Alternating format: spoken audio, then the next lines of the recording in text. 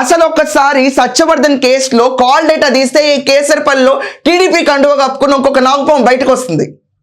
అంటే 2-3 నాగుపాములు ఉన్నాయి. అంటే కోవట్లు. యా, ఈ నాగుపాములు ఒక్కసారి కనుక కాల్ డేటా తీసి విచారిస్తే గనక సత్యవర్ధన్ కేసులో ఇంకా నిజాలు బయటపడతాయి. అప్పుడు టీడీపీ కండువా కింద ఉన్న పాములందరూ బయటకు వస్తారు. అండ్ ఇప్పుడు ఈ పాములు ఏం చేస్తున్నాయండి కూర్చుని? యార్లగడ్డ వెంకట్రావు గారు గన్నవరం హిస్టరీలో ఒక దశాబ్దం పాటు డెవలప్మెంట్ గ్రోత్ అనేది ఏం లేదన్నప్పుడు ఈయన 2 సార్లు జాబ్ మేళా పెట్టారు. ఆయన ఏం చెప్పారు? 15,000 ఉద్యోగాలు తీసుకురాకపోతే నేను ఎలక్షన్లో ఓట్లు అడగను. That is standard light.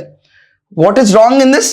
ఇది అభినందకారం కానే కాదు జనాలకు. అక్కడ రూమర్స్ ఎలా సృష్టిస్తున్నారంటే యార్లగడ్డ వెంకట్రావు ఎప్పటి నుంచో ఉన్న టీడీపీ క్యాడర్ లో ఉన్న పీపుల్ కి ఆదరణ లభించట్లేదు, ఆయనతో పట్టించుకోవట్లేదు, తొక్కేస్తున్నారు, చాలా అహంభావితంగా బిహేవ్ చేస్తున్నారు అని చెప్పి for kind information Yarlagadda Venkatrao గారు విజయవాడలో ఉంటూ గన్నవరం క్యాంప్ ఆఫీస్ కి అప్పుడప్పుడు వస్తున్నారు అని చెప్పి కూడా చాలా మంది వచ్చి 4 గంటలు కూర్చొని వెళ్తూ ఉంటున్నారు. ఐఎమ్ సారీ, నేనైతే రోజు క్యాంప్ ఆఫీస్కి వెళ్ళి చూడలేదు.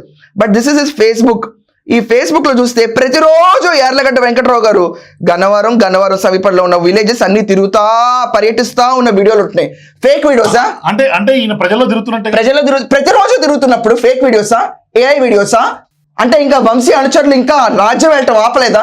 వెంకట్రావు గారు మీరు చేయాల్సిన మొట్టమొదటి స్టెప్ ఏంటంటే వీళ్ళందరినీ బహిష్కరించాలి. ముందు మీరు బహిష్కరించకుండా కామ్గా ఉండి డెవలప్మెంట్ మీద ఒకటే ఫోకస్ చేస్తున్నారు.